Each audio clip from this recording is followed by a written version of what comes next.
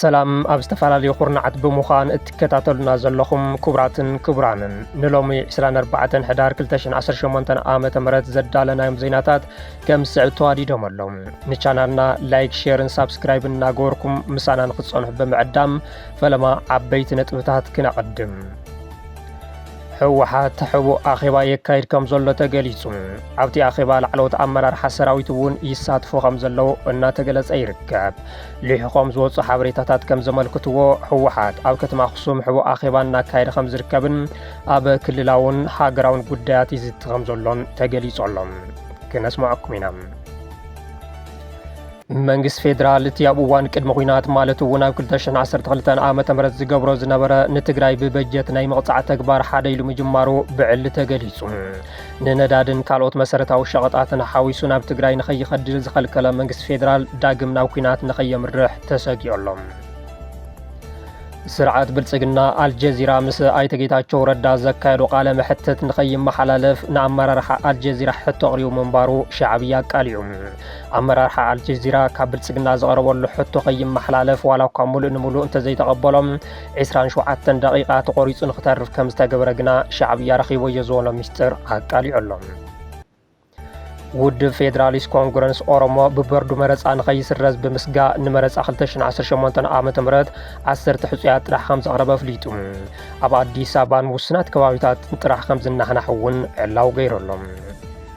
ሕዚ ናብ ዝርዝሮም ክንሰግር። ህወሓት ሕቡእ ኣኼባ የካይድ ከም ዘሎ ተገሊጹ። ኣብቲ ኣኼባ ላዕለዎት ኣመራርሓ ሰራዊት እውን ይሳትፉ ከም ዘለዉ እናተገለጸ ይርከብ። ልሒቖም ዝወፁ ሓበሬታታት ከም ዘመልክትዎ ህወሓት ኣብ ከተማ ኣኽሱም ሕቡእ ኣኼባ እናካየደ ከም ዝርከብን ኣብ ክልላውን ሃገራውን ጉዳያት ይዝቲ ከም ዘሎን እዩ። እቲ ንበዓል ሕዳር ጽዮን ተጓዛጒዙ ዝተጀመረ ሕቡእ ኣኼባ ብቐንዱ ኣብ ትግራይ ኣጋጢሙ ዘሎ ፖለቲካዊ ቅልውላም ምስ ሻዕብያ ዝተጀመረ ጽምዶን ዘለዎ ደረጃን ከምኡውን መንግስቲ ፌደራል ኣብ ልዕሊ ትግራይ ዝፈጥሮ ዘሎ ጽዑንተን መዋጽኡን ይግምግም ከም ዘሎ ተፈሊጡ። ኣብቲ ኣኼባ ላዕለዎት ኣመራርሓ ሰራዊት ትግራይ እውን ይሳተፉ ከም ዘለዉ ዝሕብሩ ፍልፍላት እቲ ኣኼባ ካብ ውሽጠ ውድብ ብዝዘለለ ኣብ ህልው ትግራይ ዘነጻጸረ ምዃኑ እናተገለጸ ይርከብ። ብልጽግና ሕዚ እውን ህዝቢ ትግራይ ንምስኳን ይሰርሕ ምህላው ናይዚ መርኣያ ድማ ንውዕል ፕሪቶርያ ብምጥሓስ ዘካይዶም ዘለዉ ቁልዓት ገበናት ብምልዓል ነዚ ንምምካት ውድብ ሰራዊትን ህዝብን ብኸመይ ብሓባር ክዓስሩ ከም ዝኽእሉ ንምንጻር ዘተ ከም ዝተኻየደ እውን ዝወፁ ሓበሬታታት የመልክቱ። መንግስቲ ፌደራል ብመሰረት ሕገ መንግስቲ ዝተመደበ በጀት ምኽልካል ምጅማሩ እዚ ድማ ከምቲ ናይ 2012 ዓመተ ምህረት ናይ ቅድመ ኩናት ምልክት ከም ዝኾነን ትግራይ ውሽጣዊ ዓቕሚ ብምፍጣር ብኸመይ ክትፃወሩ ኣብ ትኽእለሉ ጉዳይ እውን ተማያይጡ ተባሂሉ። ብኻሊእ መዳይ ዝተጀመረ ርክብ ህዝብን ህዝቢ ወይ ድማ ጽምዶ ሓደ ስዳሪት ዝተጓዓዘ እኳ እንተኾነ ከምቲ ዝድለይ ስጉም ከም ዘየሎን እዚ ድማ ናብ ዝለዓለ ደረጃ ሓፍ ምባል ከም ዝጠልብን መደምደምታ ተበፅሒሉ ተባሂሉ። ህወሓት ክሳብ ሕዚ ምስ ሻዕብያ ርክብ ኣይግበርኩን እቲ ዝካየድ ዘሎ ናይ ህዝብታት ርክብ እዩ ይኹን እምበር ክድግፎ የናበለ ፀንሐ ኮይኑ ሕዚ ግና ረብሓታት ትግራይን ህዝባን ናብ ዋጋ ዕዳጋ ብዘየቱ መልክዑ ናብ ደረጃ መንግስቲ ክዓቢ ከም ዝኽእል እዩ እናተገለጸ ዝርከብ። ናይቲ ጽምዶ ዝተሰየመ ርክብ ጠጃ ዝኾነ ኣፈኛ ሻዕብያ ኣወል ስዒድ ኣብዚ ሰሙን ኣብ ዘሕለፎ መልእኽቲ ጽምዶ ብደረጃ ኣመራርሓን ሰራዊትን ብስራት ሒዝልኩም ክመጽእ ምባሉ ዝዝከር እዩ። እዚ ኣብ መንጎ ህወሓትን ሻዕብያን ይካየድ ኣሎ ዝበሃል ጽምዶ ምስ መንግስቲ ፌደራል ተፈጢሩ ዘሎ ውጥጥን ኣፈላላይን ተደሚሩ ካሊእ መዘዝ ከየምጽእ ብዙሓት እኳ እንተሰጉ ላዕለዎት ኣመራርሓ ሰራዊት ግና እዚ ትግራይ ከምቲ ሕሉፍ ብ360 ድግሪ ንኸይትዕጾ በሪ ዝኸፍት ይኽብሉ ይስምዑ። መንግስቲ ፌደራል ሕዚ ጀሚርዎ ዘሎ በጀት ናይ ምኽልካል ፍጹም ሕገ መንግስታዊ ተግባር ቀስ ብቐስ ናብ ወታደራዊ ኦፕሬሽናት ከዕብዮ ከም ዝኽእል እውን ስግኣታት ኣለዉ። ኣብዚ ሰሙን መበል 9 ዓመቱ ዘኸብር ዘሎ ሓይሊ ኣየር ኢትዮጵያ ከም ዝተለመደ ብፈኸራን ጃህራን ዓለም ዝበፅሐቶ ዘመናዊ ዕጥቂ ከም ዝተዓጠቐን ማንም ዝዓግቶ ኣካል ከም ዘየለን እናገለጸ ይርከብ። ኣዛዚ ሓይሊ ኣየር ኢትዮጵያ ጀነራል ይልማ መርዳሳ ሎሚ ኣብ ድፋዕ ኮይንና እንካይዶ ውግእ የለን ኩሉ ነገር ብኣየር ንምውዳእ ዘኽእለና ዓቕሚ ፈጢርና ኢና ክብሉ ተሰሚዖም ኣሎም። ቀዳማይ ሚኒስትር ኣብይ ኣሕመድ እውን ኣብ ፓርላማ እስራኤልን ኢራንን ኮ ሰራዊት ብኣኽራናት ኣይተዋግኣን ብምባል ነቲ እስራኤል ኣብ ልዕሊ ሰበስልጣን ኢራን ዝፈጸመቶ መጥቃዕቲ ድሮን ብምዝኻር ምፍካሮም ዝዝከር እዩ። ነዚ ድማ ይመስል ብልጽግና ብተደጋጋሚ ናብ ትግራይ ድሮናት ብምልኣኽ ስለላ የካይድ ከም ዘሎ ዝግለጽ። ኣብዚ ሰሙን ብኣክቲቪስታት ብልጽግና ዝወፀ ሓበሬታ ከም ዘመልክቶም ድሮን ናብ መቐለ ብምልኣኽ ስለላ የካይድ ከም ዘሎን እኹላት ሓበሬታታት ድማ ይረክብ ከም ዘሎን ዘመላኽት እዩ። መንግስት ፌደራል እቲ ኣብ እዋን ቅድሚ ኩናት ማለት እውን ኣብ 2012 ዓመተ ምህረት ዝገብሮ ዝነበረ ንትግራይ ብበጀት ናይ ምቕፃዕ ተግባር ሓደ ኢሉ ምጅማሩ ብዕሊ ተገሊጹ ንነዳድን ካልኦት መሰረታዊ ሸቐጣትን ሓዊሱ ናብ ትግራይ ዝኽልክል ዘሎ መንግስት ፌደራል ዳግም ናብ ኩናት ንኸየምርሕ ተሰጊኦሎም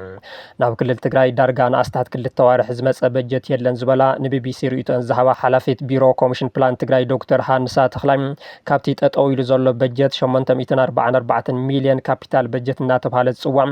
መንግስቲ ክልል በሓዳራነት ዘመሓድሮ ገንዘብ መንግስት ፌደራል ድሕሪ ኩናት ትግራይ በብወርሑ ዝኽፈል ሓደ ምዃኑ ገሊጸን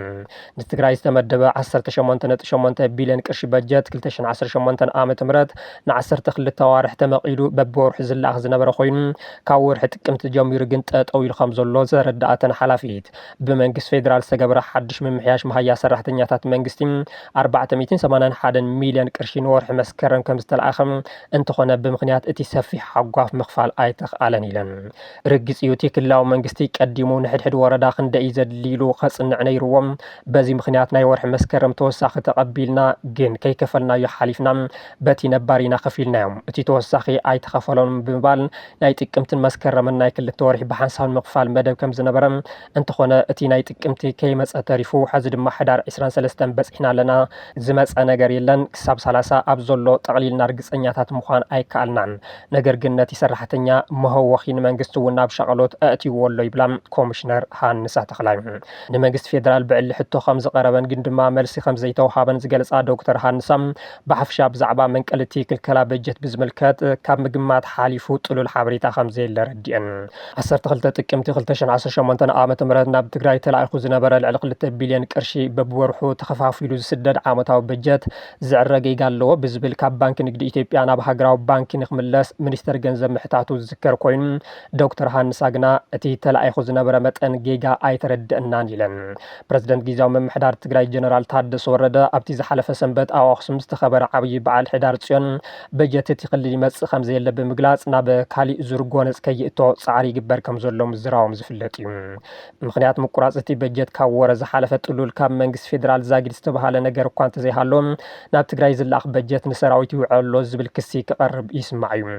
ቀዳማይ ሚኒስትር ኣብይ ኣሕመድ ኣብ ዝሓለፈ ኣብ ፓርላማ ናብ ትግራይ እንልእኾ በጀት ሙሉእ ብምሉእ ንሰራዊት ዝውዕል ዝብል ዘይተረጋገፀ ክሲ ነዚ ሕዚ ተተግቢሩ ዘሎ ክልከላ በጀት ቅድመ መጠንቀቕታ ከም ዝኾነ ይንገር ንሰራዊት ዝውዕል ዝብል ክሲ መሰረት ዘይብሉ እዩ ዝብሉ ገለ ወሃብቲ ርእቶም ንሰራሕተኛ መንግስቲ ዝለኣኽ በጀት እኮ ኮሚሽን ሲቪል ሰርቪስ ዝፈልጦን ብስርዓት ባንኪ ዝኽፈልን እዩ በየናይ መስርሕ እዩ ካብ ሓደ ሰራሕተኛ መንግስቲ ናብ ካሊእ ኣባላት ሰራዊት ክሸጋገር ዝኽእል ብምባል ነቲ ብመንግስቲ ፌደራል ዝቐረበ ክሲ ይነጽግዎም መንግስቲ ፌደራል ቅድሚ ሕዚ ብዝፈጸሞ ጌጋ ከይተጣዓሰ ሕዚ እውን ተመሳሳሊ ተግባር ምፍጻሙ ኣብ ልዕሊ ህዝቢ ትግራይ ዘለዎ ንዕቐት ክንደየናይ ዝኽሓነ ከም ዝኾነ መርኣያ እዩ ብምባል ድማ ይገልጽዎም መንግስቲ ፌደራል ኣብ እዋን ኩናት ትግራይ ዘይለኣኾ ናይ 17 ዋርሕ መሃያ ሰራሕተኛታት ክሰድድ እናተገቦም ሕዚ ድማ ዓመታዊ በጀት ሓደ ክልል ምስ ሓደ ውድብ እናተሓሓዝካ ምኽልካል ግቡእ ኣይኮነን ዝብሉ ገለ ወሃብቲ ርእቶም እዚ ሕገ መንግስታዊ ጥሰት ጥራሕ እንተይኮነስ ዓለም ለኻዊ ሰብኣዊ ግሰት እውን ይኽእሉ ይገልጽዎ ኣለዉ 2012 ዓመተ ምህረት ንህዝቢ ትግራይ ማስክን መዳባርያን እምበር ኩናት ኣይልእኸሉን ዝበለ መንግስቲ ፌደራል ብሕገ መንግስቲ ዝግብኦ በጀት ከልኪሉ ድሮንን ሰራዊትን ልኢኹ ከም ዘጨፍጨፎ ዝርሳዕ ኣይኮነን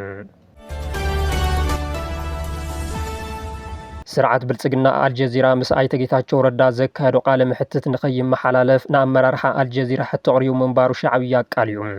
ኣመራርሓ አልጀዚራ ካብ ብልጽግና ዝቐረበሉ ሕቶ ከይመሓላለፍ ዋላ እኳ ሙሉእ ብምሉእ እንተዘይተቐበሎም 27 ደቂቃ ተቆሪጹ ንክሓልፍ ከም ዝገበረ ግና ሻዕብያ ረኺቦ ዘሎ ሚስጥር ኣቃሊዑ ኣሎ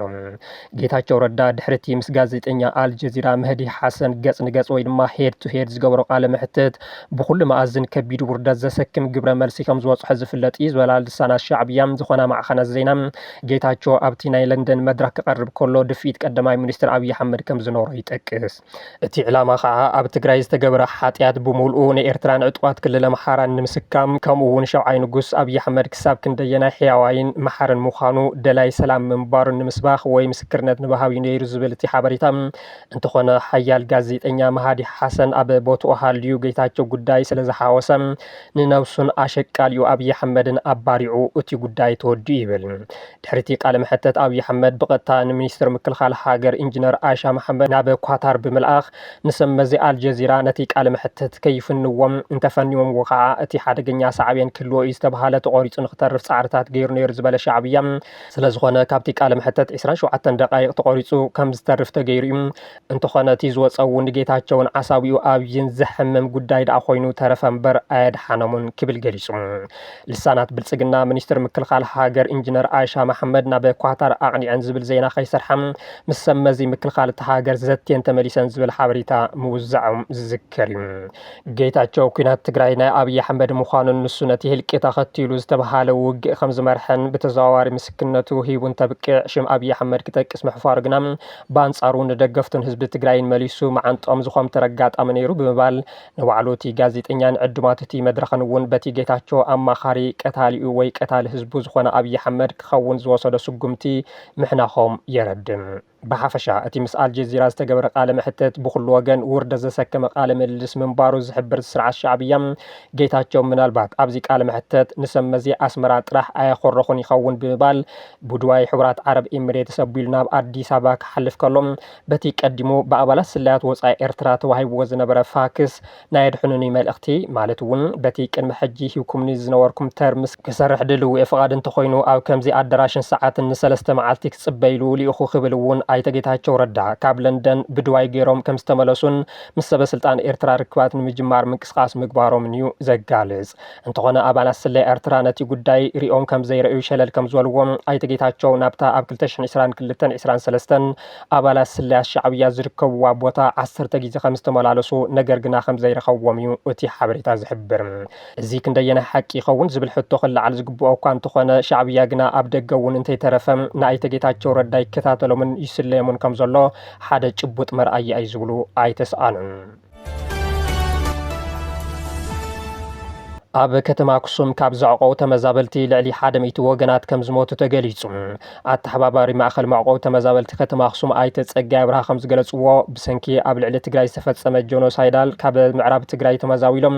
ኣብ ከተማ ኣክሱም ካብ ዘዕቆቡ ወገናት ድሕሪ ስምምዕ ፕሪቶሪያ ጥራሕ ልዕሊ 100 ሞይቶም እዮም።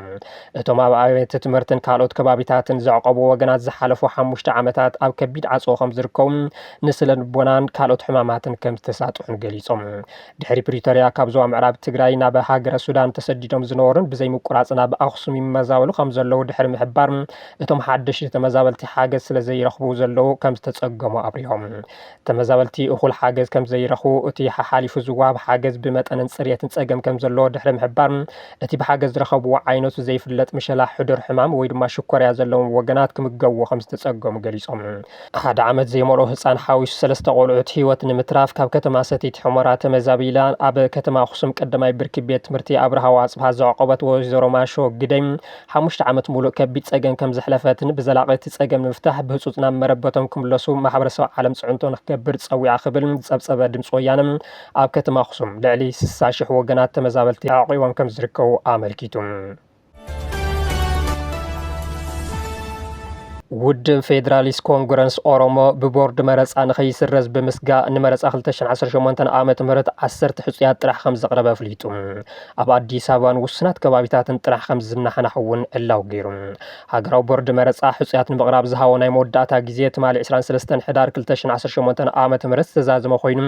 ፌደራሊስት ኮንግረስ ኦሮሞ ኦፌኮ ድማ ኣብታ መወዳእታ መዓልቲ 10 ሕጹያት ጥራሕ ከም ዘመዝገበ ኣፍሊጡ። ኣቦ መንበር ኦፌኮ ፕሮፌሰር መረራ ጉዲና ንኣዲስ ስታንዳርድ ከም ዝገለጽዎም እቲ ውድብ ሕጋዊ ግቡእ ንምምላእ ጥራሕ ውስናት ሕጹያት ከም ዝለኣኸ ብምሕባር ናብቲ ቦርድ ዝርዝር ሕጹያት ዝለኣኸሉ ናይ መወዳእታ መዓልቲ ሎሚ እዩ በዚ እውን ሽም 10 ሕጹያት ሰዲድና ኣለና ኢሎም ኣብቲ ጽቡቕ እዋን ማለት እውን መረፃ 97 ልዕሊ 400 ሕጹያት ኣሳቲፍና ጥራሕ እንተይኮነስ ንባይቶ ወከልቲ ህዝቢ 42 መናብር ንባይቶ ክልል ድማ 105 መናብር ከይተረፈ ተዓዊትና ነርና ኢና ዝበሉ ፕሮፌሰር መረራ ሕዚ ግና ውድቦም ኣብ መረፃ ዘለዎ ተሳትፎ እናንቆልቆለ ምምጽኡ ይገልጹ። ፌደራሊስት ኮንግረስ ኦሮሞ ኣብ ዝካየድ 7ይ ዙር ሓፈሻዊ መረፃ ንይምሰልን ታክቲክን ጥራሕ ከም ዝሳተፍ እዚ ድማ እቲ ውድብ 20 ሕዳር 2018 ዓ.ም ኣብ ዝካየዶ ህፁፅ ኣኼባ ማእኸላይ ኮሚቴ ብመሰረት ሕጊ መረፃ ካብ መዝገብ ንኸይእለ ዝወሰኖ ከም ዝኾነ ኣፍሊጦሎም። ኦፌኮ ኣብ ዝሓለፈ ሻርሻይ ሃገራዊ መረፃ ንውድድር ጥጡሕ ባይታ ከም ዘየለ ብምግላጽ ካብቲ መረፃ ዓርሱ ኣግሊሉ ብምንባሩ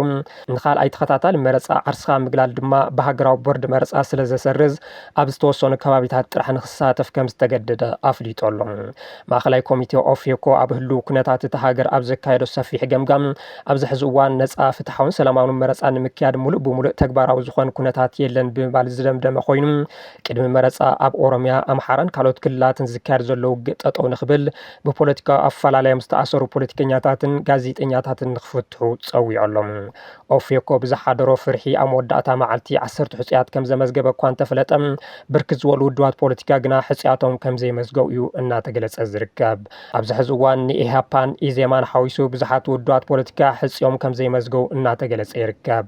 ኣብ ትግራይ ዝርከቡ ውድባት ፖለቲካ እውን ዛጊድ ሕፅያት ከም ዘይመዝገቡ ዝተገለጸ ኮይኑ ናይዚ ቀንዲ ምክንያት ድማ ኣብ ትግራይ መረፃ ንምክያድ ዝኽእል ሃዋህው የለን ዝብል እዩ።